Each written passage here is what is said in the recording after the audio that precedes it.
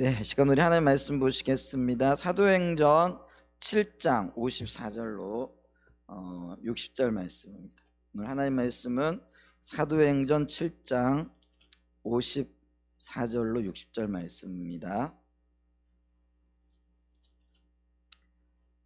네, 제가 봉독하도록 하겠습니다. 그들이 이 말을 듣고 마음에 찔려 그를 향하여 이를 갈거늘 스데반이 성령 충만하여 하늘을 우러러 주목하여 하나님의 영광과 및 예수께서 하나님 우편에 서신 것을 보고 말하되 보라 하늘이 열리고 인자가 하나님 우편에 서신 것을 보노라 한데 그들이 큰 소리를 지르며 귀를 막고 일제히 그에게 달려들어 성 밖으로 내치고 돌로 칠세 증인들이 옷을 벗어 사울이라 하는 청년의 발 앞에 두니라. 그들이 돌로 스데반을 치니 스데반이 부르짖어 이르되 주 예수여 내 영혼을 받으시옵소서 하고 무릎을 꿇고 크게 불러 이르되 주여 이 죄를 그들에게 돌리지 마옵소서 이 말을 하고 자니라. 아멘. 네, 이 말씀을 토대로 오늘 스데반의 설교와 순교라는 제목으로 좀 말씀을 나누기를 원하고요. 사실은 오늘 사도행전 7장 전장을 다 함께 좀 읽어봐야 되는데 스데반의 설교로 구성이 되어져 있죠. 근데 내용이 너무 길기 때문에 마지막 장면만 우리가 오늘 본문으로 채택해서 읽었습니다. 근데 오늘 설교는 이 전체를 좀 살펴보는 시간을 이렇게 갖도록 하겠습니다. 우선 이 7장 전체가 스데반의 설교로 행해지고 있는 말씀이 기록이 되어져 있는 건데요. 이 스데반의 설교는요, 사실 사도행전에 보면 스데반 외에 다른 분들의 설교도 이렇게 여러 편 나와 있는 것을 보죠. 예를 들면 우리가 베드로의 설교라든지 아니면 뒤에 쭉 가게 되어지면 바울의 설교들이 나타나 있는데 이 스데반의 설교가 좀 특별하다라고 할 수 있는 것은 내용이 굉장히 상세하죠. 그러면서 굉장히 어떤 면에서 신앙적인 중요한 요소들을 포함하고 있는 그런 설교 중 하나라는 거죠. 그래서 이 스데반의 설교는 어떤 의미에서 보면은 이스라엘의 구원 역사를 전체적으로 살펴봅니다. 그래서 한마디로 이 설교를 요약하게 되어지면은 이스라엘 역사 가운데 은혜로 함께 하셨던 그 주님을 믿음으로 받아들이는 것이 아니라 율법적인 행위에 빠져서 그것을 종교적인 혹은 그 율법주의적인 관점에서 그 신앙생활을 하다 보니까 하나님께서 보내신 이게 은혜로 보내신 예수 그리스도를 못 알아보게 되어지는 거죠. 그래서 그들이 결국은 그들의 율법주의 신앙 혹은 성전 중심의 어떤 신앙 이런 것들 때문에 예수님을 십자가에 못 박아 죽이게 되어지는 결론이 나오게 되어지더라. 이제 이런 말씀이 요지가 되어지는 거죠. 근데 이거를 이스라엘 역사에 연결시켜서 말씀하고 있습니다. 그래서 오늘 우리가 이스라엘 역사를 조금 기본적으로 이해하게 되어지면은 이 설교는 어떤 면에서는 굉장히 쉬운 설교일 수 있어요. 근데 이스라엘 역사에 대한 어떤 기본적인 이해가 없으면은 이 말씀을 읽으면서도 도대체 이게 무슨 말이야? 왜 이런 설교를 하고 있는 거지? 하고 좀 어렵게 느낄 수 있는 그런 설교가 되어지기도 할 거라는 거죠. 어쨌거나 이 스데반의 설교는요, 이스라엘의 구원 역사를 전체적으로 이렇게 살펴봅니다. 그리고 구약 시대 신앙 위인들의 지녔던 신앙의 본질, 그게 뭐고, 그러면서 율법의 진정한 의미를 드러내면서 복음의 보편성을 선포하고 있다는 거죠. 복음의 보편성이라는 것은 다른 말이 아니고 믿음으로 구원을 얻는다라는 겁니다. 근데 이게 구약이든 신약이든 다르지 않다는 거예요. 구약에도요 율법을 지킴으로 그리고 행함으로 구원을 얻는 게 아니고 결국은 은혜로 그걸 베푸신 그 은혜를 믿음으로 받아들임으로 구원을 얻는다라는 거예요. 그리고 물론 신약도 마찬가지죠. 예수 그리스도의 십자가의 공로를 믿음으로 구원을 받는 거다라는 거죠. 이게 이제 복음의 보편성이라 이렇게 얘기하고 있다라는 거죠. 자, 이런 점에서 이 스데반의 설교는요, 이제 향후에 있게 되어진 사도 바울의 가르침 혹은 그의 설교와 굉장히 유사성을 가지게 되어지는 거죠. 그러니까 사도 바울의 설교의 핵심 혹은 가르침의 핵심이 뭐냐면은 그게 이제 좀 신학적인 용어로 이신층이라 이렇게 얘기를 하는 거죠. 이게 이신층이라라는 게 다름이 아니라 믿음으로 구원을 받는다. 이게 사도 바울의 가르침 혹은 신학의 또 설교의 핵심적인 내용인데, 사실 스데반도 같은 내용을 지금 다루고 있다라는 것이죠. 그런데 이 스데반의 설교는 구약의 역사를 재조명한다, 새롭게, 그러니까 신약의 관점에서 구약을 바라보면서 해석을 하고 있다라는 거죠. 그러면서 이 지금 스데반의 시대에 이 언약들이 이루어졌다라는 거죠. 근데 그 이루어지는 것들이 점진적으로 이루어졌는데, 이걸 가리켜서 우리가 계시의 점진성이라 이렇게 얘기를 합니다. 점진이라는 거는 하나하나 한 걸음 한 걸음 나간다, 그런 의미죠. 그리고 또 어떤 의미에서 보면 계단을 밟아 올라간다라는 그런 의미가 되어지죠. 그래서 신약의 관점에서 이스라엘의 언약, 하나님께서 그들의 조상들에게 주셨던 언약들을 살펴본다라는 거예요. 언약이라는 게 약속이죠. 그래서 아브라함에게 주셨던 약속 혹은 모세에게 주셨던 약속, 모세에게 주셨던 율법도 결국은 약속이라는 큰 언약이라는 큰 관점에서 볼 수 있다라는 거죠. 근데 이런 것들이 어떻게 점진적으로 한 걸음 한 걸음 이루어져 왔는가, 이런 것들을 지금 살펴본다라는 것이죠. 그래서 계시의 점진성이라는 측면에서 구약의 역사를 살펴보고, 그리고 이제는 그것을 토대로 새로운 신앙 운동이 일어났다라는 거예요. 그게 이제 초대교회에 있어서는 예수 운동이라 이렇게 얘기할 수가 있는 거고요. 훗날에 우리는 그걸 가르쳐서 기독교 운동이라 이렇게 얘기를 합니다. 왜냐하면은 스데반 당시에는 유대교와 기독교가 뚜렷하게 분리되어지지 않았다라는 거예요. 그러니까 다시 말씀드린다면은 이 스데반이 일으키고 있는 혹은 예루살렘 교회가 행하고 있는 이 새로운 어떤 예수 중심의 신앙 운동이 유대교의 한 분파쯤으로 이렇게 이해되어졌다라는 거죠. 그러니까 유대교 안에서 예를 들면 뭐 다른 어떤 견해들, 또는 그게 본질적으로 다른 건 아니지만은 어떤 가지의 역할에 있어서 다른 어떤 측면을 말하고 있다, 이렇게 이해가 되어졌다라는 거죠. 근데 그게 이제 초대교회까지는 어느 정도 그게 그대로 수용이 되어졌던 것들을 보죠. 왜냐하면은 그 초대교회 성도들도 여전히 구약 성경을 믿음으로 받아들였고요. 또 그걸 토대로 신앙생활을 하고 있고, 오늘날도 우리도 마찬가지죠. 여전히 유대인들이 가지고 있는 그리고 유대인들이 믿고 있는 구약의 어떤 그 진리들을 오늘날 우리도 믿고 있죠. 이제 그런 관점에서는 유대교와 다르지 않죠. 근데 결정적으로 나뉘게 되어지는 게 예수님에 대한 이해가 다르다라는 거죠. 우리는 이 예수님을 하나님으로 받아들이는 거죠. 그래서 그분이 바로 창조주가 되시고 그분이 바로 온 우주의 주인이 되신다라는 거죠. 근데 유대인들은 오직 구약에 나타나 있는 여호와 하나님 한 분만이 유일신이라는 그런 개념을 가지고 있죠. 그렇기 때문에 여기서 결정적으로 나뉘게 되어지는 겁니다. 그래, 유대교와 기독교가 나뉘어지게 되어지는데 어쨌거나 그때 당시만 해도요, 이 새로운 예수 운동이라고 할 수 있는 기독교가 유대교의 한 분파쯤으로 이렇게 이해되어지고 있었고, 그리고 유대교의 틀 안에서 이해하려고 하는 이제 그런 어떤 시도들이 있었던 거죠. 그러니까 그들이 자기들의 종교 안에서 예수 이야기를 하니까 거부감을 느끼고, 왜냐하면 그들이 그들의 어떤 율법주의적인 관점에서 예수를 바라보니까 예수는 거짓 선지자이죠. 그래서 예수님을 십자가에 못 박여 죽였는데, 스데반이나 아니면은 바울이나 이런 사람들이 예수님이 하나님으로서 우주의 주인이요 만왕의 왕이라는 걸 계속 선포하죠. 이게 이제 복음인데, 그렇기 때문에 불편함을 느끼는 거죠. 그래서 그들을 그 순교의 제물로 이렇게 드리는 이제 그런 일들이 일어났던 것들을 우리가 볼 수가 있다라는 거죠. 자, 그래서 어떤 면에서 보면은 새로운 어떤 운동 혹은 예수 운동이라고 할 수 있는 기독교를 변증하는 첫 번째 설교다라는 거죠. 스데반의 설교가. 변증이라는 게 뭐예요? 변호하고 이것이 분명하다라는 걸 증명하는 그런 어떤 설교가 지금 행해지고 있는데, 그 변증 설교로서는 가장 먼저 등장하는 설교다. 그게 스데반의 설교다라는 거죠. 이제 그렇기 때문에 이 스데반의 설교가 굉장히 중요성을 가지고 있다라는 것들을 우리가 볼 수 있다라는 거죠. 자, 그러면서 이 스데반의 설교가 구약의 역사를 돌아보고 있다 이렇게 얘기를 했죠.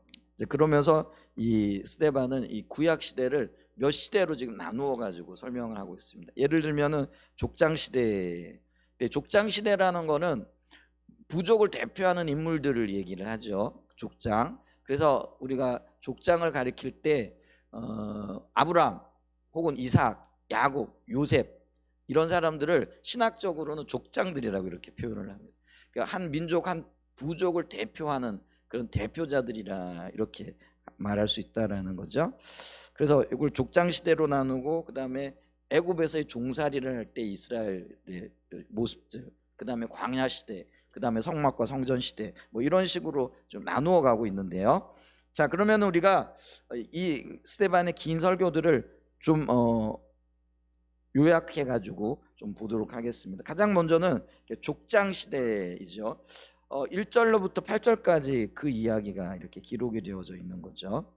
자, 스데반은 설교를 시작하면서 가장 먼저 아브라함으로부터 설교를 시작을 하죠.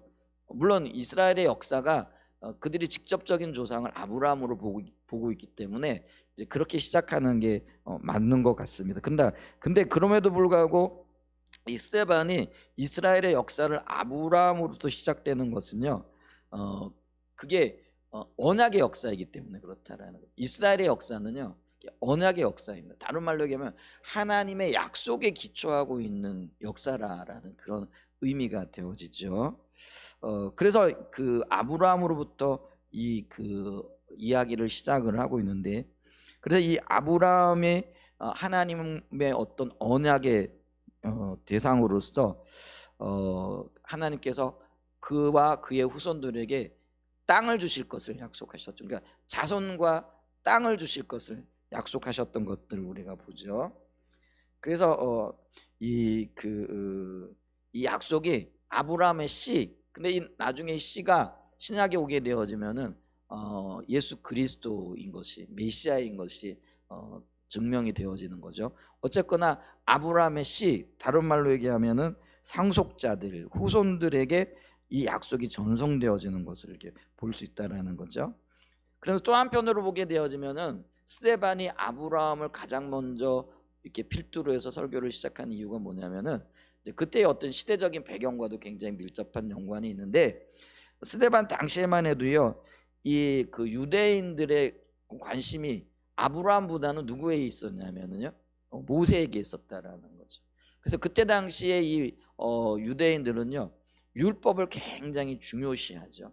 그래서 율법을 수여받았던 사람이 누구예요? 모세이기 때문에 그들에게 있어서 신앙의 중심은 모세와 율법이었던 것들을 볼 수 있죠. 그래서 어떤 의미에서 보면 그들은요, 율법을 절대시하고 있었다라는 거죠. 근데 성경은요, 율법이 굉장히 중요해요. 근데 율법보다 앞선 게 있는데 그게 뭐냐면 그게 하나님의 은혜라는 거예요. 그러니까 아브라함에게 하나님께서 약속을 주신 거는요, 아브라함이 율법을 잘 지켰기 때문에 아니면은 그의 삶에 특별한 어떤 의로움이 있었기 때문에 아니었다라는 거예요.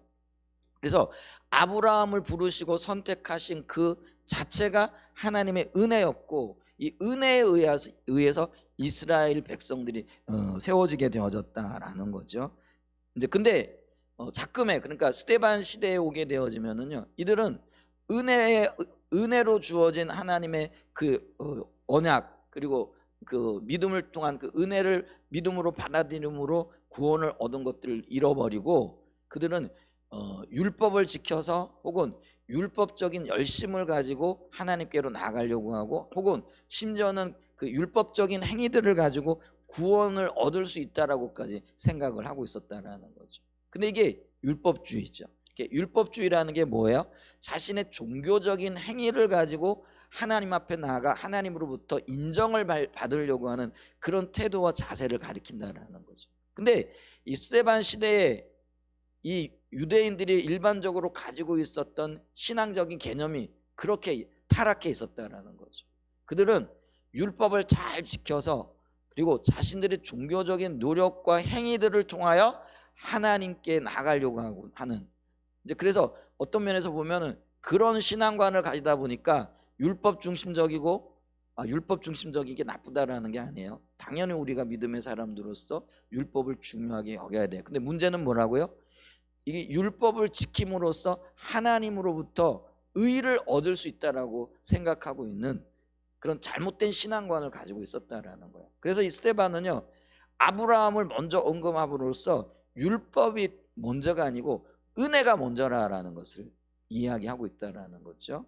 마찬가지로 이 신약 시대에도요, 우리는 우리의 종교적인 열정 혹은 종교적인 어떤 헌신 때문에 하나님의 그런 상을 받거나 구원을 받는 게 아니라는 거예요. 여러분, 십자가는요, 전적으로 은혜에 의한 겁니다. 우리와는 전혀 상관없는 거죠. 오히려 우리가요, 말할 수 없는 죄 가운데 있어서 도저히 우리 자신이 구원될 수 있는 혹은 구원받을 수 있는 어떤 가능성도 없을 그때에 하나님께서 우리를 위하여 예수 그리스도를 이 땅에 보내주셔서 우리의 연약함, 우리의 죄를 친히 짊어지시고 십자가에 달려 죽게 하셨다라는 거죠. 근데 그게 하나님의 전적인 은혜라는 거예요. 우리는 아무 공로 없습니다. 우리 힘으로 할 수 있는 그 어떤 선함도 없다라는 거예요. 다만 우리는 그걸 인정하고 받아들여야 된다라는 것이죠. 그런데 오늘날 많은 사람들이 교회는 다니고 예수를 믿는다 하면서도 여전히 자기를 바라보는 거죠. 그래서 자기 자신의 어떤 종교적인 행위, 종교적인 어떤 노력들, 열정들, 열심들이 마치 하나님으로부터 어떤 칭찬을 들을 수 있는 것처럼 그렇게 생각을 하고 또 그 일을 도모하고 나가고 있다라는 것들을 우리가 기억해야 된다라는 거죠. 근데 그거는 아니라는 거죠. 그래서 이 예수님 당시 시대, 스데반이 살고 있었던 그 시대도 이미 이러한 어떤 율법 중심적인 사고들이 그들 가운데 꽉 차 있었다라는 거죠. 그래서 사도 바울도 사실은 이 문제를 가지고 끊임없이 씨름하고 싸우고 있었다는 것들을 보죠. 갈라디아서 3장 17절에 사도 바울이 이렇게 얘기를 합니다. 내가 이것을 말하노니 하나님께서 미리 정하신 언약을 430년 후에 생긴 율법이 폐기하지 못하고 그 약속을 헛되게 하지 못하리라. 여러분, 율법이 먼저예요, 은혜가 먼저예요? 아브라함에게 베푸신 은혜가 먼저예요. 그리고 그로부터 여기 갈라디아서 3장 17절에 의하면 430년 후에 율법이 모세를 통하여 주어졌다라는 거죠. 이게 은혜가 먼저입니다. 은혜를 받고 은혜를 통하여 우리는 구원을 받는 거예요. 그리고 구원받은 하나님의 백성이 하나님과 동행하는 삶을 살아갈 때 필요한 게 율법이라는 거예요. 율법으로는 우리를 구원하지 못합니다. 아멘. 그렇다고 우리가 율법을 무시해야 되느냐? 그건 아니죠. 왜냐하면 구원받은 하나님의 자녀들이 하나님과 동행하는 삶, 거룩한 삶을 살기 위해서는 기준이 필요하다라는 거죠. 그래서 그 기준을 따라 살아가야 되는 거예요. 이제 그럴 때 율법이 필요한 거예요. 근데 우리의 구원을 위해서는요, 주님의 은혜가 우선이다. 그거를 지금 스데반이 분명히 하게 하기 위해 가지고요, 이 아브라함으로부터 역사를 시작하고 아브라함이 은혜를 언약으로, 은혜로 인하여 그 언약을 수여받았다라는 것들을 말하고 있다라는 것이죠. 자, 그래서 우리가 다시 기억해야 할 것은 하나님의 이 구원은요, 모세의 율법에 근거한 것이 아니고요, 그 이전에 하나님께서 아브라함을 부르시고 그와 언약을 맺은 사실에 기초한다라는, 은혜에 기초한다라는 그 얘기를 한다라는 거죠. 그래서 이 스데반이 아브라함의 예를 설교의 서두에 든 이유는 구원이 율법의 행위에 의한 것이 아니라 믿음의 조상 아브라함이 결과를 내다보지 않고 하나님의 약속을 소망 중에 의심치 않고 믿었던 믿음에 근거한다라는 거예요. 이게 우리의 신앙의 기초라는 거죠. 근데 이제 오늘날 우리의 중심이 예수님 시대도 그랬고요, 스데반의 설교를 듣고 있던 청중들도 지금 그런 오류에 빠져 있는데, 그게 뭐냐면은요, 자신의 종교적인 행위, 노력, 뭐 인간적인 열정, 열심, 뭘 해보면 되겠지, 또 하면 할 수 있다, 이런 어떤 사고들을 가지고 접근을 하고 있더라는 거예요. 근데 이런 것들이 결코 구원을 가져다 줄 수 없어요. 오직 은혜만이 우리로 하여금 구원을 얻을 수 있고, 그 은혜에 의존하여 믿음으로 반응하는 거예요. 하나님께서 아브라함에게 찾아오셨는데 그게 은혜라는 거죠. 그리고 찾아오셔서 언약을 주시는 거예요. 그 언약이 뭐예요? 네 자손이 복을 받고, 또 너를 축복하는 자에 내가 축복하고, 너를 저주하는 자를 내가 저주하고, 그리고 너가 열방에 그 복을 전하는 복의 근원이 될지라. 이게 하나님의 언약이잖아요. 그래서 그 언약을 받아들이는 그 믿음의 첫 발걸음이 뭐냐면은요, 짐 싸들고 고향 친척 아비집을 떠나는 거잖아요. 그때 나이가 몇이었다고요? 75세였다라는 거죠. 우리 허건사님 계신데, 우리 허건사님 오건사님도 마찬가지. 이제 짐 싸들고 내가 지시할 거로 가시오 이렇게 얘기를 하면, 예 하나님 내가 그렇게 할게요. 이게 쉬운 일이 아니라는 거예요.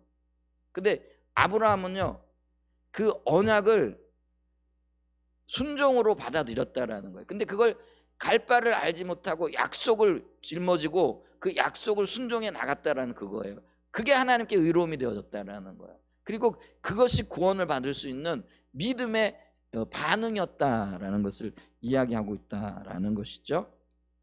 그래서 이 아브라함은요, 내일 미래가 확정되어져 있는 게 아니에요. 내일 어떤 일이 일어날 수 없어요. 여러분, 우리 중에 내일 어떤 일들이 일어날 줄 아는 사람이 단 한 사람이도 있나요? 없어요. 근데 우리는 뭐예요? 하나님이 우리를 지켜주실 거라는, 그리고 하나님이 우리 아버지가 되셔서 우리를 고아처럼 내버려 두지 않을 거라는 분명한 확신을 갖는 거예요. 그게 믿음이고요. 근데 이 믿음은 어디에 기초하느냐? 내가 너와 함께하리라는 하나님의 약속, 언약에 기초하고 있다는 것들을 기억해야 됩니다. 그리고 우리는요, 믿음으로 살아가는 사람들이에요. 아멘. 믿음으로 반응하실 수 있기를 축복합니다. 아브라함이 그렇게 반응했다라는 거예요. 그래서 그가 믿음의 조상이 되어졌고요. 그에게서 우리는 구원의 어떤 첫 발걸음을 발견하게 되어진다라는 것이죠. 자, 그래서 이 스데반은요, 아브라함을 언급하면서 이 설교의 강조점을 어디에 두고 있느냐면요, 구원이 믿음으로 말미암는다는 사실을 이 설교를 듣고 있는 청중들이죠. 누구예요? 공회회원들도 있을 거고요. 스데반을 지금 궁지에 몰아놓으려고 막 지금 몰아놓고 있는 그 유대인들이라는 거죠. 그 유대인들에게 우리의 신앙의 근거가 믿음이라는 거예요. 모세가 아니고 모세의 율법이 아니라는 것을 지금 말하고 있다라는 거죠. 자, 이 그 스데반을 핍박하고 있고 초대교회 성도들을 핍박하고 있던 그 당시에 종교적인 기득권을 가지고 있었던 사두개인들도 그렇고 바리새인들도 마찬가지죠. 소위 종교 지도자들이라고 일컬어지는 그들은요, 율법을 중시했고요, 모세를 어떤 면에서는요, 마치 하나님 대하듯이 우상으로까지 뭐라 그럴까 볼 정도로까지 그들이 어떤 면에서는 그거는요, 불신앙이라는 거예요. 불신이라는 거죠. 근데 그런 유대인들의 불신앙을 공박하기 위한 의도로 이 아브라함을 의도적으로 내세우고 있다라는 것들을 기억해야 됩니다. 그 다음에 스데반 설교에서 두 번째 부분은요, 애굽에서 이스라엘이에요. 그게 이제 9절에서 19절까지 쭉 기록이 되어져 있는 말씀인데요, 하나님께서 아브라함에게요, 그 약속이 이루어져 가는 과정 중에서 그의 후손들이 이방 땅에서 나그네로 지내게 될 것을 말씀하세요. 약 400년 동안. 놀랍죠? 이 하나님이 약속을 주셨는데요, 근데 어떨 때는 그 약속이요, 거꾸로 가는 것처럼 보여지기도 하는 거예요. 하나님께서 땅을 주시고 또 복을 받게 하시겠다고 하셨는데 이게 거꾸로 가잖아요. 그 후손들이 지금 다른 나라의 객이 되겠다, 나그네가 되겠다, 혹은 뭐 그게 이제 노예 상태로 나타나게 되어지잖아요. 그럼 지금 약속이 어떻게 되는 거예요? 거꾸로 가고 있는 것처럼 보여지는 거죠. 근데 우리도 기억해야 될 것은 하나님의 약속은 어떤 때 거꾸로 가는 것처럼 보여질지라도 하나님은 그 약속을 이끌고 계시다라는 거예요. 아멘. 근데 그걸 하나님은 하나님과의 관계 가운데서 미리 말씀을 하고 계신 것들을 이렇게 보죠. 그래서 우리는요, 여러분, 하나님께서 우리에게 약속하신 내가 너와 함께하리라, 고아처럼 버려두지 아니하리라 하는 우리에게 주어진 이 말씀들이 때로는 거꾸로 가는 것처럼 보여지는 상황에 맞닥뜨렸다고 할지라도 전혀 두려워할 필요가 없습니다. 염려할 필요가 없습니다. 하나님은 반드시 그 약속을 이루시는 거예요. 예전에요, 제가 존경하던 목사님 한 분이 그런 얘기를 했어요. 뭐냐면은 뭐 개가 짖어도 아이들이 돌팔매질을 해도 기차는 간다, 뭐 이런 얘기를 했어요. 여러분, 옛날에 왜 시골에 철도가, 요즘은 뭐 그래서 안전장치나 이런 게 있지만은 시골 그런 데 가면은요, 뭐 안전장치도 없어요. 뭐 요즘은 우리 여기 이쪽에 가다 보면은 그 KTX 철로 있는 거 아시죠? 요 뒤편에 가면 있어요. 거기 가면은 다 이렇게 담장, 철장을 세워가지고 접근을 못하도록 다 막아놨잖아요. 근데 옛날에는 마을 앞에 그냥 기차가 달리는 거죠. 그러면은 기차 갈 때요, 옛날에 완행 열차 이거 뭐 빨리 달리지도 않아요. 그러니까 동네 개들이 다 쫓아나가지고 왕왕왕왕 짖으면서 쫓아가는. 그럼 아이들이, 짓궂은 아이들이, 어른들도 그래, 달리는 기차를 향해 뭘 하냐면 돌을 던져요. 지금 같으면 그런 일들이 없었겠죠. 근데 옛날에는 그게 하나의 놀이처럼 여겨졌어요. 그러니까 이게 다치는 일도 생기는 거죠. 근데 그분이 그걸 빗대어 가지고 얘기하는 거예요. 기차가 가는데 돌을 던져도, 개들이 와서 짖어도 기차는 달린다라는. 그 얘기는 뭐예요? 어떤 방해가 있고 어떤 장애가 있을지 모르지만은 하나님의 약속은 뒤로 가는 것처럼 보여질지 모르지만 그 좋은 예가 여러분 등산의 예예요. 우리가 산을 올라갈 때 등산하게 되어 좀 시작해 가지고 처음부터 끝까지 쭉 오르는 것만 있는 게 아니죠. 산에 올라가다 보면은 또 계곡으로 깊이 내려가요. 그러면은 여러분, 그게 내려가는 길도 어때요? 사실은 올라가는 길인 거예요. 올라가는 길이 한 연장인 거예요. 근데 우리는 그렇게 올라가다가 내려가면은 하산한다 이렇게 얘기 안 하거든. 왜냐하면 우리가 올라갈 목표가 분명하잖아요. 그러니까 올라가다가 내려가는 길이 있다라고 할지라도 그거는 여전히 등산인 거예요. 그리고 우리는 목표를 향해 올라가고 있는 거라는 거예요. 아멘. 그래서 우리가요, 이 약속의 하나님 분명히 붙잡으셔야 돼요.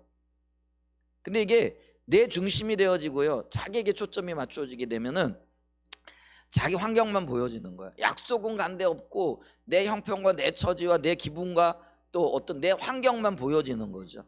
그러니까 어떻게 되는 거예요? 약속을 잊어버리고 원망하고, 그리고 원망하다 보면 여기에 뭐가 나오느냐면 불신이 나오게끔 되어진다라는 거예요. 그게 이제 불신앙이라는 거예요. 불신이라는 게 뭐예요? 하나님을 안 믿는 걸 얘기하는 거잖아요.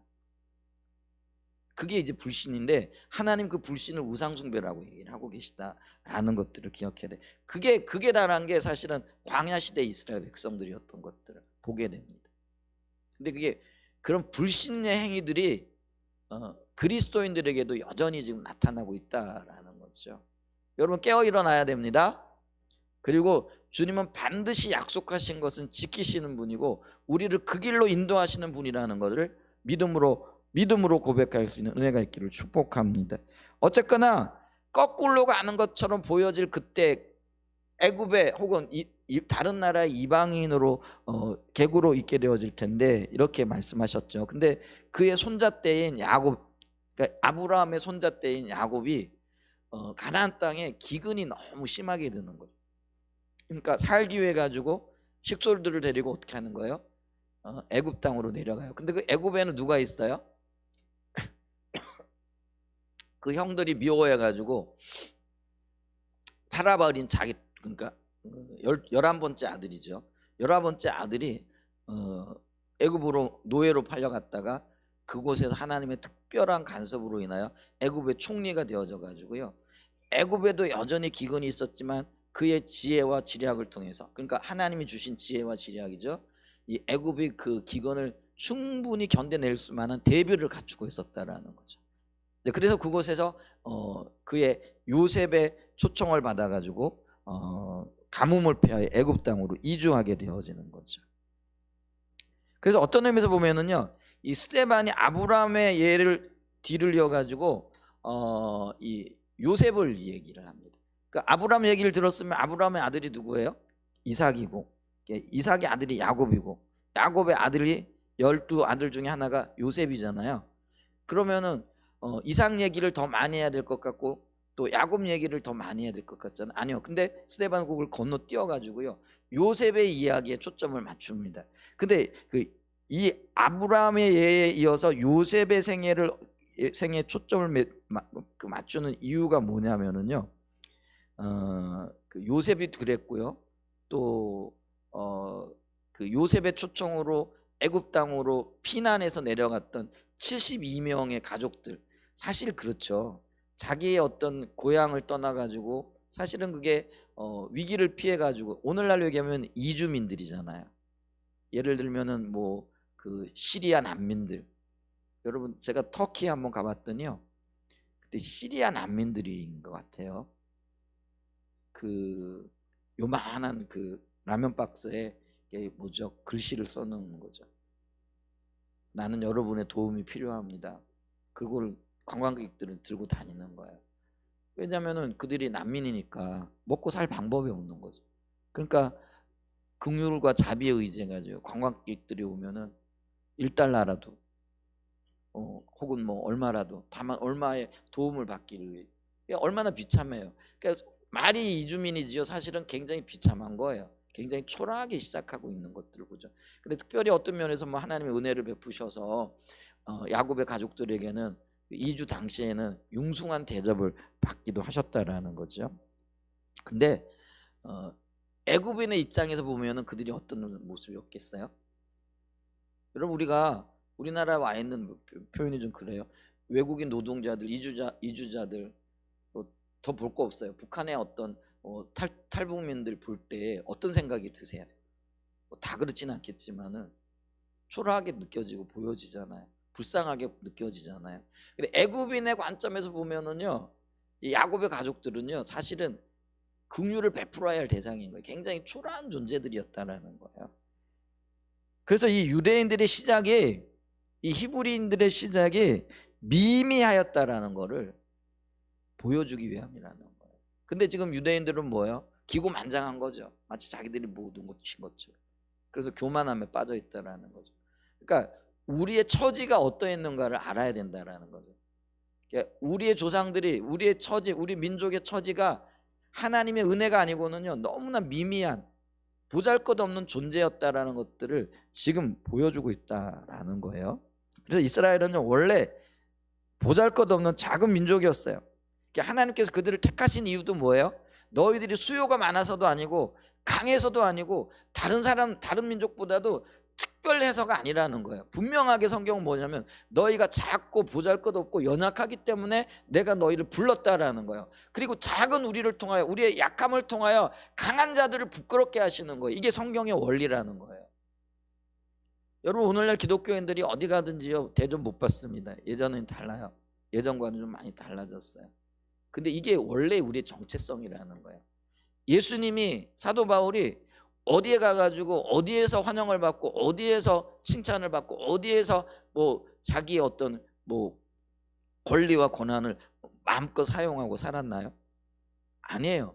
예수님도 가는 곳마다요 핍박을 받았고요, 사도 바울도요 가는 곳마다 눈치를 입었고요, 근데 가는 곳마다 어려움을 겪었다라는 거예요. 그게 원래 우리 기독교인들의 정체성이라는 거예요.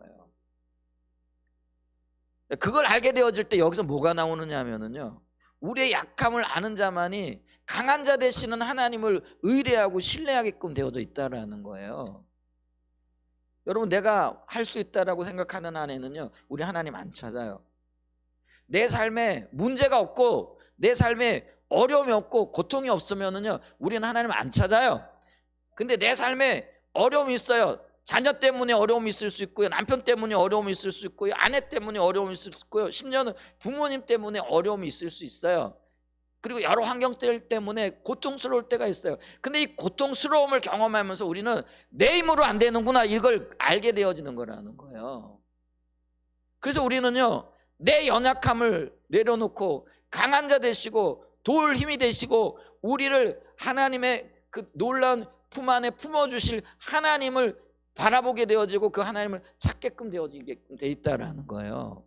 그래서 하나님은 어쩔 때 우리에게 의도치 않았던 고난, 의도치 않았던 어려움과 역경들을 주시기도 하신다라는 거예요. 근데 그 목적이 뭐라고요?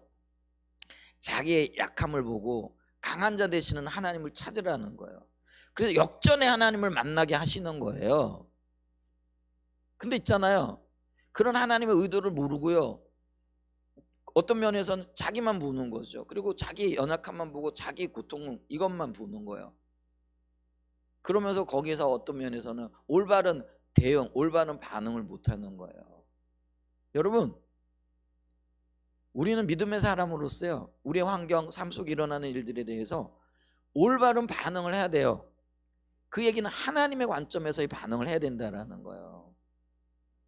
그래서 환경이 어렵다고 그 환경에 모든 것을 퍼부을 게 아니라요, 이 환경 가운데 역사하시는 하나님, 이 환경을 통해서 무엇을 이루기를 원하시는가, 이 눈을 열어야 된다라는 거예요. 그래야 하나님의 의도가 분명한 거예요. 근데 많은 경우요, 우리는 잘못된 반응을 하는 거예요. 잘못된 반응을 하면 잘못된 결과를 맞이할 수밖에 없다라는 거예요. 주님이 주시는 길이 있고요, 하나님이 우리에게 의도하시는 그런 길들이 있더라는 거예요. 그 길들을 찾아내야 돼요. 그게 우리가 해야 할 일이라는 거예요. 아멘.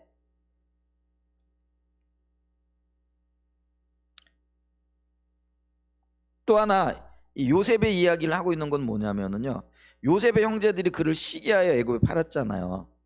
근데 이게 죄악된 행위라는 거죠. 여러분, 아무리 밉다고 형제를 갖다가 돈 받고 팔아, 노예로 팔아 넘긴다, 이게 참 그렇잖아요. 근데 요셉이요, 예수님의 모형이라고 성경은 그렇게 얘기를 하고 있잖아요. 근데 유대인들이요, 시기하고 질투하고, 그래서 예수님을 십자가에 못 박아 죽였다, 이렇게 얘기를 하잖아요. 그게 죄악의 씨앗이, 여러분 있잖아요, 약속이 씨를 통하여 이렇게 가듯이 죄도요, 이게 대를 이어 뭐라고 흐르고 있다라는, 그걸 우리가 원죄라고 이렇게 얘기를 하잖아요. 이게 원죄가 뭐냐면 하나님 없이 살아가려고 하는 그 마음들이, 나에게도 그 마음이 있는데요, 내 자식에게도 그 마음이 있는 거예요. 여러분, 그게 원죄인 거예요. 하나님을 거역하고 하나님을 거역하여 살아가려고 하는, 하나님을 반대하여 살려고 하는 그 자기 중심성이 나에게도 있고 내 자식에게도 있고 내 손주들에게 있다는 거예요. 내가 가르치지도 않았는데, 오히려 나는요, 내 자식들에게 너 예수님만 믿고 잘 살아야 돼, 하나님 중심적으로 살아야 돼, 이렇게 가르쳤는데 내 자식들에게 뭐가 나타나는 거예요? 자기 중심적인 삶이 나타나더라는. 근데 그게 죄의 뿌리 깊은 원죄 영향이라는 거예요. 죄의 영향력이라는 거예요. 근데 요셉을 시기하여 팔았던 형제들처럼 예수 그리스도를 시기하여 팔았던 그 죄의 뿌리들이 그들에게 있는 거예요. 그러니까 그들이 하나님을 못 받아들이는 거예요. 그리고 하나님의 은혜로 구원을 이룰 길을 내셨음에도 불구하고 그들이 못 받아들이고 있는 거예요. 그게 지금 스데반의 설교를 듣고 있는 유대인들의 모습이라는 거예요. 아니, 오늘날 우리의 모습이라는 거예요. 옳은 이야기를 해도 혹은 진리를 이야기해도 그 진리가 들려지지 않는 거예요. 그러니까 그들이 눈이 닫혀져 있는 거라는 거죠. 지금 요셉의 이야기를 통해서 스데반은 그걸 지적하고 있는 거예요. 그걸 보여주고 있다라는 것이죠. 또 하나, 요셉을 이렇게 예를 드는 이유가 뭐냐면요, 그러나 그 모든 환난에도 불구하고 하나님이 요셉을 어떻게 하세요? 요셉과 함께 하시잖아요. 그리고 요셉의 머리를 드시잖아요. 여러분, 내가 머리를 든다라는 건 자기가 자기의 어떤 명예를 회복하려고 하는 시도들을 얘기를 해요. 그러니까 우리는 그게 있잖아요. 다른 사람들이 나를 좀 알아주고, 그리고 내가 어떻게 좀 잘해가지고 이 문제를 극복하고. 근데 여러분, 내 문제를 해결해 줄 수 있는 분은 하나님이세요. 아멘. 또 동시에 나의 명예를 회복시켜 주실 분도 하나님이세요. 근데 내 힘으로, 내 노력으로 어떤 내 명예를 회복하고 문제를 해결하려고 할 때요, 그게 안 되는 거예요. 요셉도 그랬잖아요. 자기 스스로 자기의 명예를 좀 회복하려고. 그래서 그 뭐죠? 술 맡은 관원장 꿈을 해석해주고 난 다음에, 나는 죄가 없는데 그 당신이 혹시 풀려나거든, 나를 좀 신원해 주세요. 그래서 스스로 자기를 세우려고 하는 시도를 하잖아요. 자기 명예를 회복시키려고 하는 그런 시도를 하잖아요. 근데 어떤 일이 생겨져요? 꿈에서 그대로 일은 되어져서 술 맡은 관원장이 풀려났는데, 그 술 맡은 관원장이면은요, 굉장히 높은 지위에 있는 사람이거든요. 충분히 이 요셉을요, 신원할 수 있어요. 건져줄 수 있고 석방시켜줄 수 있는 능력이 있었음에도 불구하고요, 새까맣게 잊어버리게 되어지잖아요. 근데 그게 하나님이에요. 하나님은요, 구원은 오직 하나님께로부터 말미암는다는 것과 나의 문제 해결의 유일한 능력자도, 유일한 해결자도 하나님이라는 것을 이 사건을 통해서 보여주기를 원하셨다라는 거예요. 아멘. 여러분 한번 따라서 해보죠. 나의 머리를 드실 분은 오직 하나님 한 분뿐이시다. 여러분, 내가 해결할 수 없어요. 해결하려고 아무리 노력해봐야 어떤 거예요? 오히려 더 큰 수렁을 만나는 거예요. 여러분, 이 수렁은요, 헤어나면 헤어나려고 할수록 더 깊이 빠져들어가는 거예요. 그게 수렁이에요. 이 수렁에서 빠져나올 수 있는 유일한 방법은 뭐예요? 내가 허우적거려 가지고 나오는 게 아니라요, 누군가가 구원의 손을 내밀어 줘야 돼요. 늪을 좀 생각해 보세요. 늪에서 내가 빠져나오려고 노력하면 노력할수록 어떻게 되는 거예요? 노력하면 할수록 빨리 빠져드는 거예요.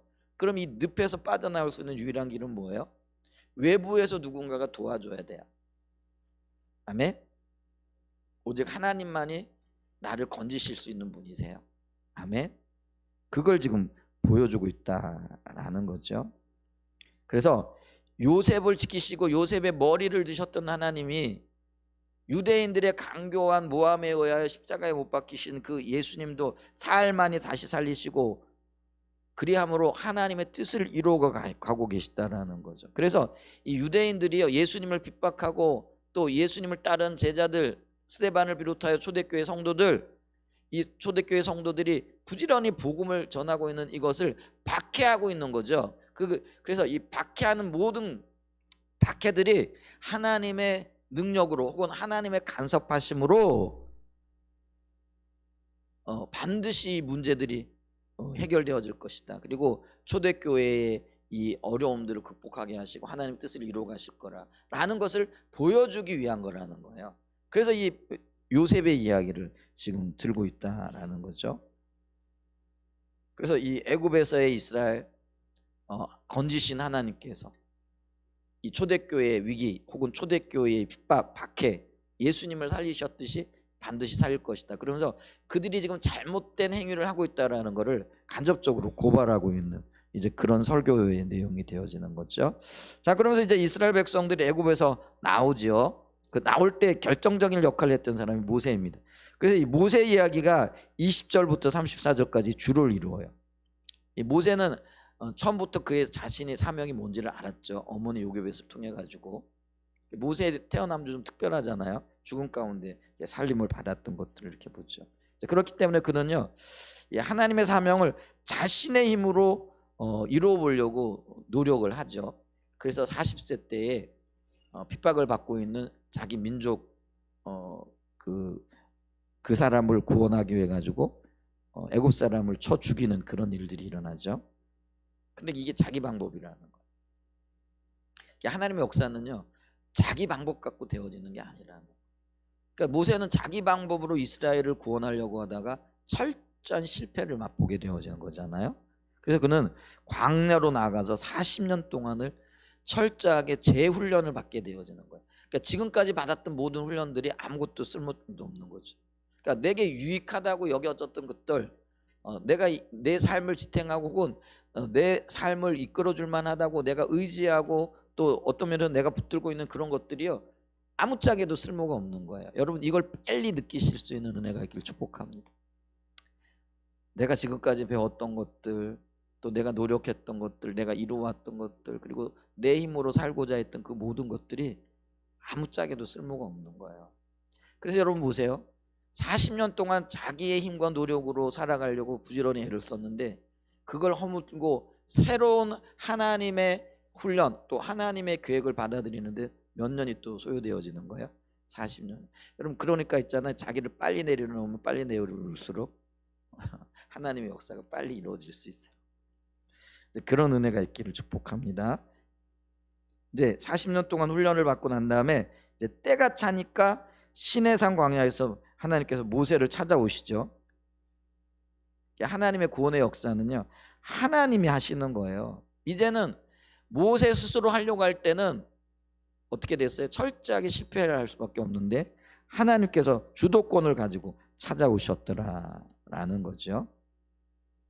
그러면서 이제 하나님께서 모세를 만나 주시고 하나님이 어떤 분인가를 알려주시고, 그래 호렙산 떨기나무 가운데에서 나는 스스로 있는 자라라고 말씀하심으로써 하나님을 계시하시는 장면들을 우리가 보잖아요. 그리고 난 다음에 하나님께서는 이스라엘 백성들을 구원하시기 위해 모세를 애굽으로 파송을 하시는 것을 보죠. 근데 이 사건을 보면서 우리는 뭘 떠올려야 되느냐면요, 하나님께서 그의 조상들과 맺었던, 즉 족장들과 맺었던 언약을 결코 잊지 않으신다라는 것을 우리가 볼 수 있다라는 거죠. 400년이나 지났어요. 우리 같으면은 약속을 하고 난 다음에 며칠 지나면은 뭐 그랬나? 내가 그런 약속했어? 하고 잊어버리기 쉽잖아요. 근데 그게 1년, 2년, 3년, 뭐 한 10년쯤 되면 새까맣게 잊어버리는, 그게 우리잖아요. 근데 하나님은 뭐예요? 400년이나 넘은, 아니 아담과 하와가 범죄했을 때 하나님께서 짐승을 잡아 가죽 옷을 입히시면서 하나님께서 구원하시겠다는 약속을 하시잖아요. 근데 그 구원의 약속을 잊어버리지 않는 분이라는 거예요. 여러분, 하나님은요 결코 잊지 않으십니다.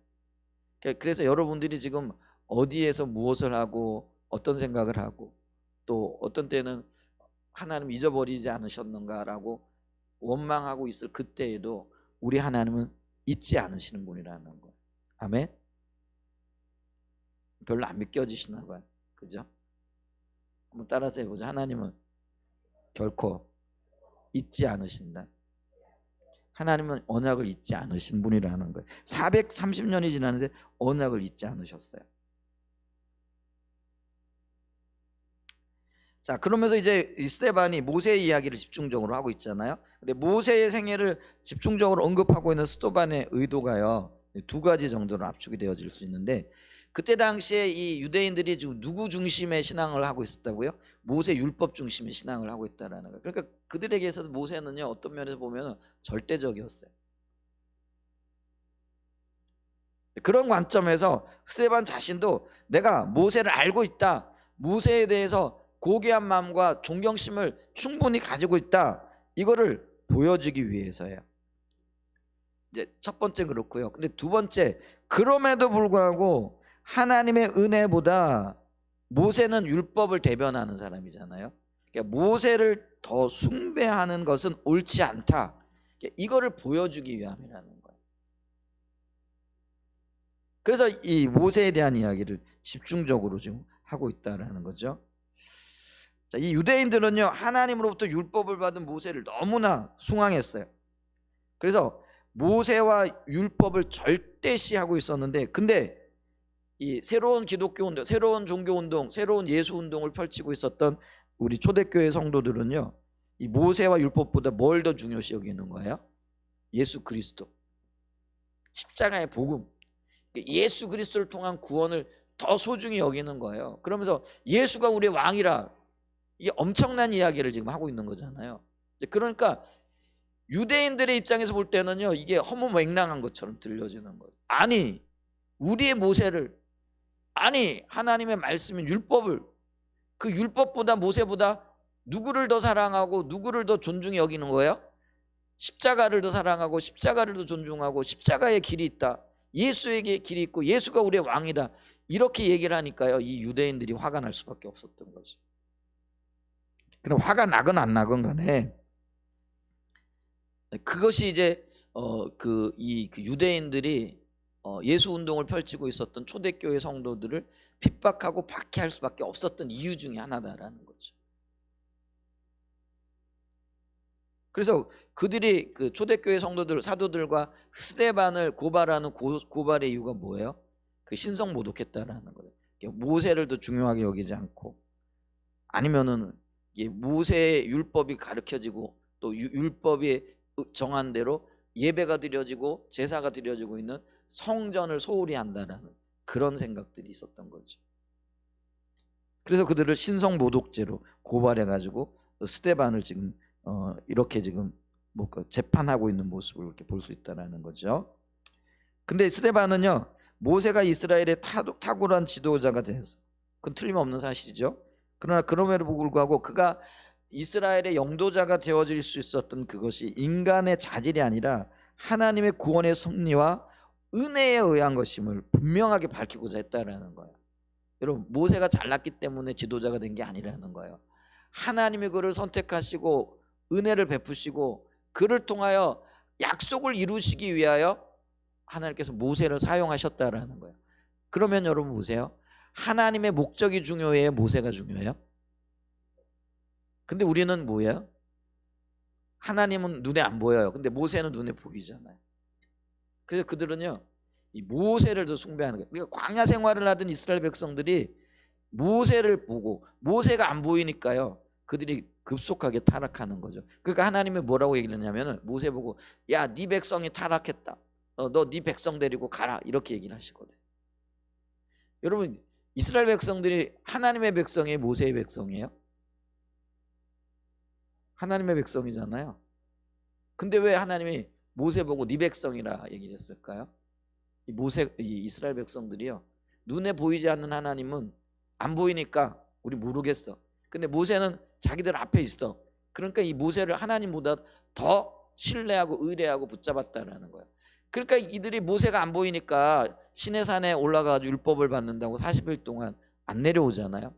그러니까 이 모세가 어디 갔는지 모르겠다. 우리를 위하여 신을 만들어. 그러면서 그들이 금송아지 사건을 벌이는 거예요. 그러니까 이스라엘 광야의 백성들이 그랬듯이 유대인들이 하나님보다도요, 율법을 더 소중히 여기고 모세를 더 숭상하고, 그리고 율법이 정한 바 성전에서 예배드리는 이걸 통해 가지고 성전 중심 혹은 성전을 하나님보다도 더 소중히 여기는 거죠. 여러분, 성전이 소중한 이유는 뭐예요? 그곳에 하나님의 임재가 있기 때문이잖아요. 근데 하나님 임재는 없는데 범죄함으로 벌써 하나님께서 그들을 떠나가셨는데 그들은 여전히 성전이라는 건물을 붙잡고 마치 그 성전이 하나님인 것처럼. 그래서 예수님께서도요, 이 성전을 헐라, 그럼 내가 사흘 만에 다시 세우리라, 이렇게 말씀하셨잖아요. 그랬더니 예수님을 신성 모독, 성전 모독죄로 걸어가지고 십자가에 못 박는 거예요. 근데 스데반도 지금 예수님의 똑같은 가르침을 가르치고 있으니까 신성 모독했다는 거예요. 그러니까 스데반이 나중에 보면 돌 맞아 죽잖아요. 순교를 하잖아요. 돌 맞아 죽는 이유가 여기 있다라는 거예요. 그들의 관점에서 봤을 때 이게 그들은요, 이게 받아들일 수 없는 거죠. 근데 스데반이 볼 때는요, 이게 그들이 우상숭배하고 있는 거란 말이죠. 그러니까 우상숭배에서 빨리 깨어나야만이 그들이 하나님을 만날 수 있고 올바른 신앙 가운데 설 수 있고 그들이 바른 길을 제시받을 수 있다라는 것이죠. 그래서 이 유대인들로 하여금요, 그 모세는요, 진작 그들의 순망을 받고 있었던 모세는 철저하게 하나님만을 섬겼던 사람이잖아요. 그래서 모세가 그랬던 것처럼 당신들도 모세를 섬길 게 아니라 율법을 마치 뭐 삶의 모든 것 되는 그냥 볼 게 아니라 그 율법을 주시고 모세를 부르신 하나님께 초점을 맞춰라. 그게 진정한 신앙이다. 지금 이거를 지금 이 모세의 예를 통해서 말씀하고 있다, 설교하고 있다라는 거죠. 이게 그래서 스데반의 설교의 중심입니다. 그 다음에 보면은요, 네 번째, 광야 생활하던 이스라엘 백성들의 이야기가 35절로부터 45절까지 기록이 되어져 있어요. 하나님께서 족장들에게 하신 언약을 이루시고자 모세를 보내시고 그 모세를 통하여 출애굽시키잖아요. 10가지 재앙을 통해 가지고.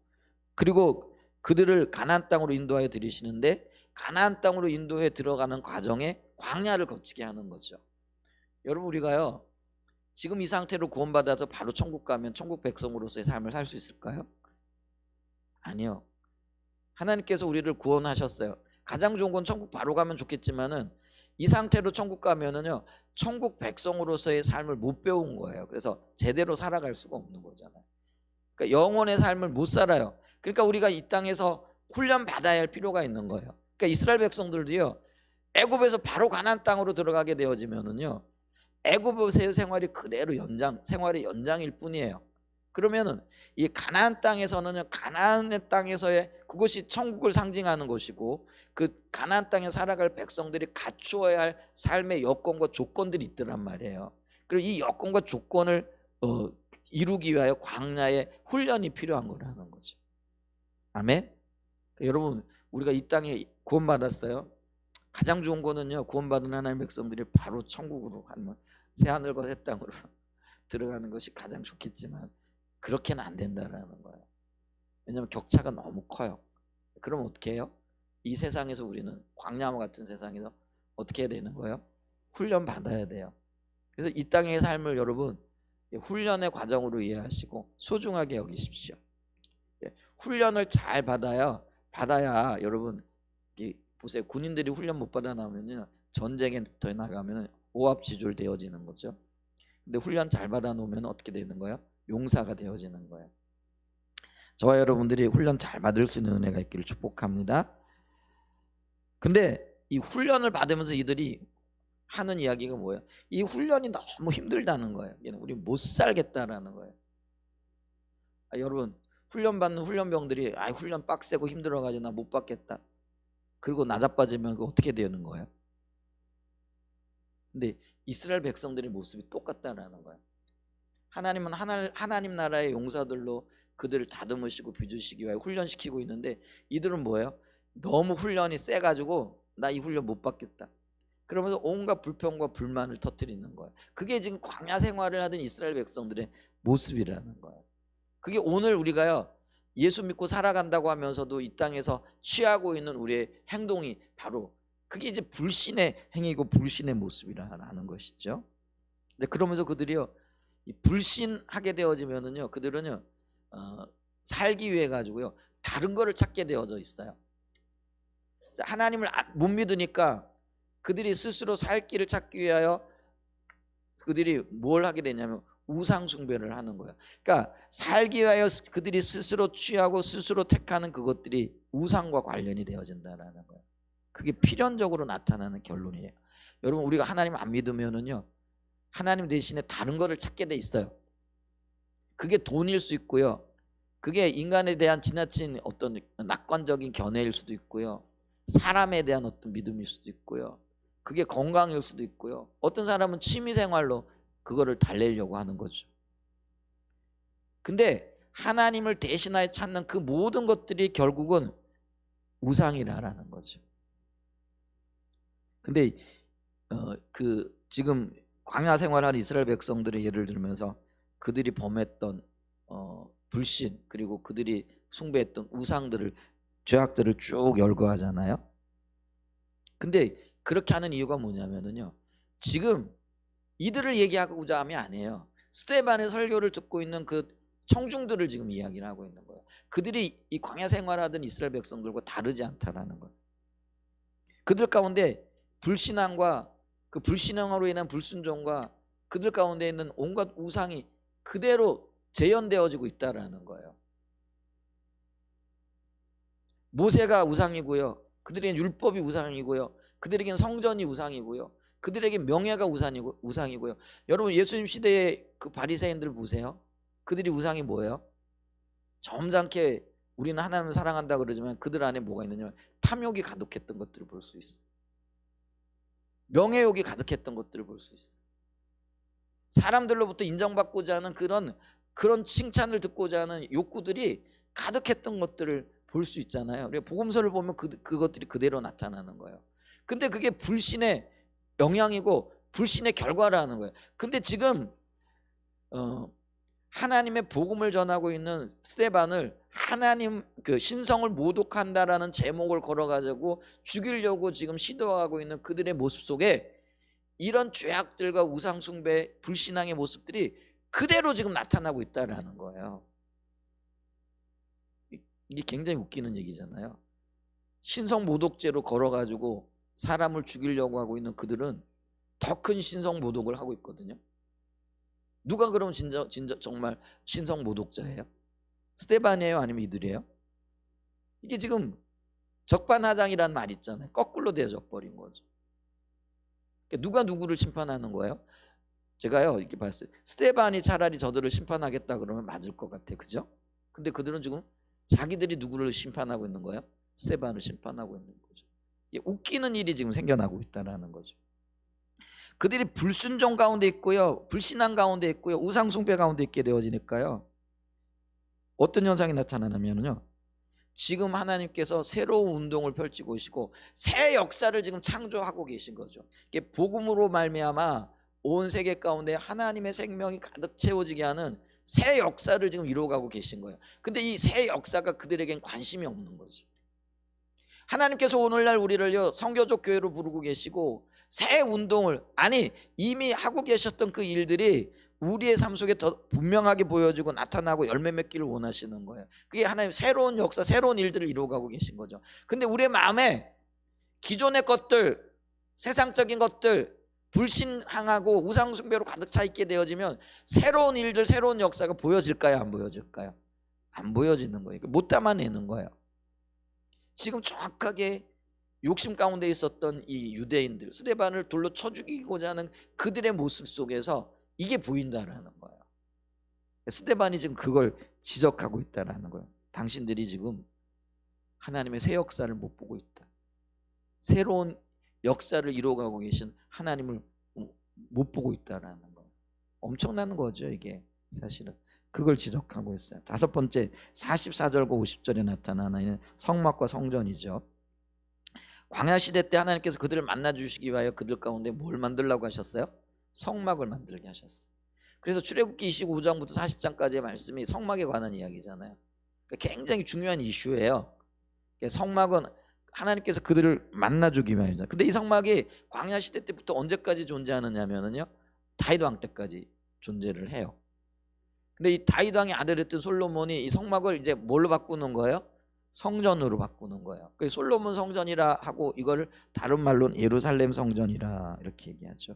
그래서 솔로몬 왕 때 성막이 성전으로 대체되어지는 사건이 생기게 되어지는 거죠. 근데요, 아무리 화려하게 건물로 지어진 성전이고 그들이 그곳에 하나님 있다라고 믿을지 몰라도요, 사실은 그곳에 하나님의 임재, 그 임재가 거치게 되어지면은요, 그 화려한 건물이 더 이상 성전이 되어지지 않는다라는 거예요. 여러분, 교회가 아무리 화려하고 아무리 사람이 많이 모였다라고 할지라도 하나님의 임재가 거치게 되어지면은 그건 교회가 아닌 거예요. 여러분, 그걸 명심해야 돼요. 그러니까 우리는요, 우리의 신앙생활에서 가장 소중한 것 중에 하나가 하나님 임재예요. 임재가 뭐냐면 하나님이 함께하고 계시느냐 안 하고 계시느냐라는 거. 어떤 분들은 지금 하나님 함께하고 계신 걸 느낄 거예요. 어떤 분들은 뭐 하나님 임재가 도대체 뭐야, 안 느껴지는데. 하나님 함께하고 계세요. 아멘. 근데 이 교회의 이스라엘 백성들 혹은 하나님의 백성들에게 있어 가장 소중한 건 하나님의 임재라는 거예요. 근데 지금 성전이 그들이 언약을 떠나고 그들이 범죄하고 그들이 불신앙에 빠지고 그들이 우상숭배에 빠지게 되어지면서 하나님의 임재가 거친 거예요. 근데 신약 시대에 오게 되어지면 하나님은 오늘날 우리 몸을 성전 삼고 내가 너희 안에 거하겠다라고 말씀하셨거든요. 근데 우리가 불신앙하고 우상숭배하고 온갖 죄악 가운데 빠져 있고 하나님은 염두에도 두지 않고 자기 중심적으로 살아가고 있어요. 하나님의 의도, 의중, 계획, 하나님의 말씀, 이거 관심조차도 없어요. 그러면 하나님이 우리를 성전 삼고 머물러 계실 수 있겠느냐라는 거예요. 약속하셨으니까 계시긴 하셨지만 우리를 통치하시고 보호하시고 인도하시고 하나님만이 함께 하실 수 있는 그 생명들을 부으시겠느냐라는 거예요. 오늘 우리 모습 속에서 그게 철저하게 거쳐져 있는 것들을 너무나 쉽게 발견하잖아요. 우리가 예수 믿는 사람들을 보면서 야, 예수 믿는 사람이 저럴 수가 있을까? 그러니까 생명이 거치게 되어지면은요, 더 악해질 수 있어요. 여러분, 그걸 기억하셔야 됩니다. 하나님이 함께 하시지 않으면은요, 몸은 교회에 있고 건물이라는 교회 안에 다니지만 예배는 드리지만은 나는 예수 믿는 사람이라고 얘기할 수 있을지 모르지만 더 악한 사람이 되어질 수도 있다라는 거예요. 더 악해질 수 있다라는 거예요. 우리가 그걸 기억해야 된다라는 거죠. 근데 이 이스라엘 백성들이 스데반 당시 유대인들이 하나님을 떠났어. 근데 성전 건물은 여전히 남아 있는 거예요. 제3성전인 헤롯 성전이 있잖아요. 그러니까 거기에 대한 자부심이 하늘을 찌르는 거예요. 야, 우리 이렇게 아름다운 예배당 가지고 있어. 이렇게 아름다운 성전을 가지고 있어. 그래, 성전이 있으면은 하나님 우리와 함께 하시는 거야. 그래서 건물을 하나님의 임재를 대처하는 그런 어떤 오류에 빠지게 되어지는 거예요. 이걸 성전 신학이라고 이렇게 얘기해요. 여러분, 건물이 하나님 아니잖아요. 아무리 화려하게 지었. 근데 마치 건물을 하나님이 임재해 계신 그것처럼 착각하고 있더라는. 그래서 그들은 이렇게 생각했어요. 예루살렘 성전이 우리에게 있으니까 우리는 안 망한다. 망할 수가 없다. 왜냐하면 하나님이 영원히 계시겠다고 하셨다. 근데 여러분 보십시오. 하나님이 영원히 계시겠다고 하신 그것은 기초가 있어요. 그게 뭐예요? 그 백성들이 하나님을 기억하고 하나님과 동행하고 하나님의 뜻대로 살고자 하는 그런 열망이 있을 때는 하나님이 그들과 함께 하시는 거예요. 근데 그들이 이미 하나님을 버렸어. 하나님을 떠났어. 그럼 하나님이 그들과 함께 할 이유가 있어요, 없어요? 전혀 없게 되어지는 거예요. 그런데도 이미 하나님을 떠났는데 그들은 이렇게 얘기를 하는 거예요. 건물 있잖아. 성전 있잖아. 그러니까 하나님 우리와 함께 하시는 거야. 이게 거짓말 중에 산 거짓말이라는 거야. 가장 큰 거짓말이야. 그런데 거짓 선지자들은요, 이 거짓말을 마치 앵무새가 자기가 외웠던 몇 마디 말을 되뇌이듯이 계속 그 말을 하고 있더라는 거예요. 이게 거짓 선지자라는 거예요. 근데 많은 사람들이 그걸 분별을 못하니까 이 거짓 선지자들의 말을 그대로 듣고 따라가는 거죠. 그러면 그들은 어디로 갈까요? 멸망의 길로 갈 수밖에 없다라는 거예요. 자, 그래서 있잖아요. 이스라엘 백성들, 특별히 스데반 시대, 예수님 시대 유대인들도 마찬가지예요. 이런 오류에 빠져 있으니까 그들의 신앙이 형식적일 수밖에 없어요. 율법주의로 흐를 수밖에 없어요. 그리고 성전 중심의 신앙에 빠져서 하나님께 새롭게 행하시고 새로운 역사를 이루는 거예요. 그 아들 예수 그리스도를 보내심으로써 인류를 구원하시고 그 아들을 통하여 새로운 하나님 나라를 세우기를 원하시는, 성전이 아니고 율법이 아니고 예수 그리스도를 통한 새로운 나라를 세우기를 원하시는 이 하나님의 새로운 창조, 새로운 역사를 받아들일 수가 없는 거예요. 아니, 그게 있다라는 사실조차도 모르는 거예요. 모르니까 어떻게 되어져요? 하나님의 새로운 역사를 펼쳐가고 있는 초대교회 성도들, 스데반과 열두 사도들, 그리고 그 일을 앞장서서 해나가고 있는 지도자들을 오히려 잡아다가 감옥에 가두고 핍박하고 그런 일들이 일어나는 거예요. 여러분, 모르면 용감해진다고요. 이런 일들이 일어나는 거죠. 오늘날 우리가요, 깨어있지 않으면은요, 우리가 그런 사람이 될 수 있다라는 거예요. 하나님이 하시는 일을 오히려 적극적으로 뒤따라가는 게 아니라 적극적으로 뒤에서 끌어내리는 거죠. 방해하는 방해자들이요, 회방꾼들이요, 오히려 핍박하는 핍박자들이 되어질 수 있었다라는 거예요. 그들의 시선이 성전에 머물러 있었기 때문에 성전의 실체가 되신 예수 그리스도를 못 알아봐요. 예수님은 성전을 헐라 그럼 내가 사흘 만에 세우리라. 예수님의 십자가의 죽으심과 다시 살아나신 부활을 가리키는 거죠. 예수님 자신이 성전이라는 거예요. 근데 성전 되시는 예수님을 못 알아보고 건물에만 초점을 맞추게 되어지니까요, 어떤 현상들이 나타나는 거예요? 오히려 예수님을 십자가에 못 박아 죽이라고 소리치잖아요. 그러면서 그 예수님을 십자가에 못 박는, 그리고 그 예수님을 따르는 무리들을 박해하는, 핍박하는 죄를 짓게 되어지는 거죠. 스데반의 설교는요, 여기에 초점이 맞춰져 있는 거예요.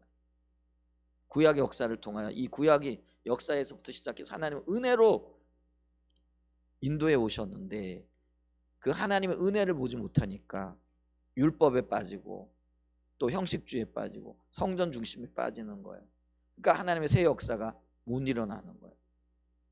그걸 정확하게 보라고 지금 스데반이 그 유대인들을 향하여 구약의 역사를 재조명하면서 그들의 현실을 지금 고발하고 있는 거예요. 이제 그랬더니 어떤 일들이 일어나요? 사도행전 7장 51절에 보면은요, 사도 스데반이 이렇게 얘기해요. 그들을 위해서 하면서요, 목이 굳고 마음과 귀에 할례를 받지 못한 사람들아. 이게 정확하게 그들의 현실이었어요. 지금 그 유대인들은 어떤 거예요? 교만해요. 목이 굳다라는 교만하다는 얘기잖아요. 그리고 마음과 귀에 할례를 못 받았다는 영적인 분별력과 깨달음이 없다라는 거예요. 그러니까 귀가 닫혀 있고 눈이 닫혀 있다라는 거예요. 영적인 분별력이 없다라는 거예요. 그러면서 그 영적인 분별력이 없게 되어지니까 어떤 일이 나타나냐면요, 너희도 너희 조상과 같이 항상 뭐예요? 성령을 거역한다는. 야, 이게 엄청난 거예요, 여러분. 우리는 성령의 통치와 인도를 따르는 사람들이에요. 되어져야 되잖아요. 근데 영적인 눈이 어두워지면은요, 성령의 통치를 거스려요. 하나님을 거스리는 일들이 나타난다라는 거예요. 자, 그래서 보세요. 너희 조상들도 마찬가지였다는 52절. 이런 영적인 분별력이 가르쳐 주니까 너희 조상들이 선지자들 중에 누구를 박해하지 아니하였느냐? 의인이 오시리라고 예고한 자들을 그들이 죽였고 이제 너희는 그 의인을 잡아준 자요 살인한 자가 되어줬나니 너희는 천사가 전한 율법을 받고도 지키지 아니하였도다. 그러니까 예수님을 십자가에 못 박았고 예수님 보냈던 선지자들 못 박아 죽였어요. 그게 영적인 분별력이 가려지게 되는 나타나는 현상이라는 거야. 오늘날 우리 눈이 가려지면은요, 우리는 하나님의 일을 대적하고 반대하고 회방하는 회방꾼들이 되어질 수 있어요. 진짜 심각한 겁니다. 우리 깨어 일어나야 됩니다. 아멘. 자, 그랬더니 큰 두 번째 스데반이 순교해요. 이렇게 얘기하니까 유대인들이 화가 나겠어요, 안 나겠어요? 화가 나죠. 54절에 보세요. 그들이 이 말을 듣고 마음에 찔려 그를 향하여 이를 갈거늘. 유대인들의 분노죠. 얼마나 분노했으면 이를 빠드득 가르치느냐. 야, 저게 뭐라고 우리를 이렇게 대접해? 이렇게 말해? 우리를 영적으로 눈멀었다고 얘기를 하네? 뭐 이런 거예요. 근데 있잖아요, 두 부류의 사람이 있어요. 정말 겸손하고 배우고자 하는 마음이 자세가 있는 사람들은 어떤 사람들이에요? 자기의 죄를 지적받으면요, 아 그래 하고 동의하고 서요. 근데 올바른 마음의 자세가 없잖아요. 그럼 너 뭐 문제가 좀 있는 것 같아. 그러면 그때부터 그냥 바로 일어나는 거예요. 여러분, 혹시 누군가가 이게 좀 문제가 있는 것 같아 이렇게 얘기할 때요, 그래? 그럼 한번 살펴보지. 이렇게 받아들일 수 있는 은혜가 있기를 축복합니다. 그게 바른 자세예요. 여러분, 문제는요 다른 데 있는 게 아니에요. 나한테 있는 거예요. 근데 우리는 뭐예요? 자기 속에 있는 들보는 못 보고 남의 눈 속에 있는 티는 빼겠다고 아주 열을 내고 있는 거잖아요. 근데 지금 유대인들이 그래요. 이 큰 문제를 지적했더니 그냥 너무나 화가 나가지고 이를 뽀드득 깔면서요, 그들의 손에 힘이 들어가기 시작해요. 그리고 뭘 찾아요?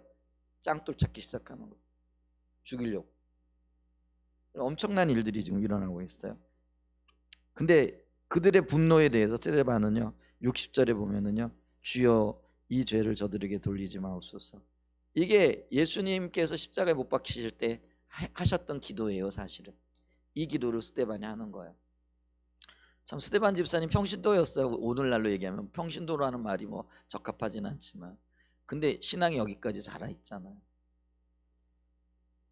여러분, 스데반이 특별했해서 그럴까요? 아니에요. 하나님 함께 하셨기 때문에 그래요. 우리도요, 하나님 함께 하시면 이 스데반과 같은 기도를 할 수 있어요. 진짜 성숙한 기도를 할 수 있다는 거죠. 그랬더니 하나님이 그걸 얼마나 기뻐하셨던지 55절에 보면은요, 그 스데반이 성령 충만하여 하늘 우러러 주목하여 하나님의 영광과 예수께서 하나님 우편에 서신 것을 보고 말하되 보라 하늘이 열리고 인자가 하나님 우편에 서신 것을 보노라는데, 이게 뭐예요? 하나님께서 스데반이 죽을 걸 알고 계셨어요.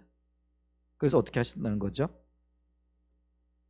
스데반을 맞이하기 위해서 보좌에서 뻘떡 일어서시는 거예요. 여러분, 우리가 천국 갈 때 우리가 그걸 소천이라 그래요. 천국의 부름을 받았다 이렇게. 소천, 부를 소 하늘천이에요. 그러니까 하나님 우리를 불러 가시는 거예요. 죽음은요 별다른 게 아니에요. 그냥 이사 가는 거예요. 이 땅에서 천국으로. 아멘. 근데 하나님 우리를 부르실 때 너무나 반가워 가지고요, 너무나 삶이 아름다운 거예요. 주를 위한 영광의 삶을 산 거예요. 야, 내가 만나봐야지. 내가 마중 나가야지. 우리 하나님이 나를 보시면서 누가 온다는데 내가 마중 나가야지. 보좌에서 일어서실 수 있는 사람 얼마나 귀해요, 그죠? 근데 스데반이 그런 사람이었다라는 거죠. 저와 여러분이 그런 사람 됐으면 참 좋겠어요. 아멘. 이제 그런 일들이 일어났어요. 그래서 스데반에서 순교하는 장면이죠. 돌 맞아 죽어요. 우리 인간적인 눈으로 보게 되어지면 야, 주의 일하다가 돌 맞아 죽네. 근데 하나님의 관점에서 보게 되어지면 이것보다 귀한 일이 없는 거예요. 아멘. 그러니까 이 귀한 일들을 하나님 사람들을 통해 이루어 나가잖아요. 예수님이 먼저 십자가에 못 박혀 죽으셔. 스데반도 돌 맞아 죽어. 야고보도 그래. 베드로도 십자가에 거꾸로 못 박혀. 바울도 그래. 하나님의 귀한 사람들요. 이거 보니까 나 귀한 사람 되지 말아야 되겠다. 이게 아니고요. 지금은 뭐 그렇게 일하시지는 않으셔요. 또 여러분 그것도 있어요. 죽은 순교자도 있는가 하면 산 순교자들도 있어요. 말이 잘 안 맞는 것 같지만은 실제로 주님의 영광을 위하여 자신을 부인하고 주님의 뜻을 이루어가는 살아있는 순교자들이 필요한 때라는 거죠. 아멘. 어쨌거나 이 순교를 통하여 하나님이 엄청난 역사를 이루어가세요. 오늘 본문은 아니지만은 사도행전 8장 1절에 보면은 사울은 그가 죽임을 당함을 마땅히 여기더라. 그날에 예루살렘에 있는 교회에 큰 박해가 있어 사도 외에는 다 유대와 사마리아 모든 땅으로 흩어지니라. 흩어지니까 우리가 나쁜 게 아니고요. 복음이 더 놀랍게 증거되어지고 사마리아와 온 세계에 복음이 증거되어지는 미끄럼 역할을 하게 되어졌다라는 거예요. 스데반의 죽음이 그 역할을 한 거예요. 그리고 하나님은 그 목적을 위하여 스데반을 죽이시는 거예요. 여러분 하나님이 순교시키실 때 목적 없이 순교시키지 않아요. 만약에 저와 여러분들이 하나님의 목적 앞에 쓰임받기 위해 순교를 당한다면 그보다 귀한 일이 없겠죠. 근데 여러분들은 모르겠고요. 저는 그런 그릇은 아닌 것 같아요. 근데 그게 훨씬 더 큰 영광이라는 놀라운 역사라는 거죠. 아멘. 오늘 스데반의 설교를 통해서요. 우리의 믿음의 현주소를 좀 돌아보고 좀 또 우리가 어디에 서 있는가 어떻게 해야 될 건가 이런 것들을 좀 돌아보는 은혜가 있기를 간절히 소원해 봅니다. 찬양 한 장 하고요.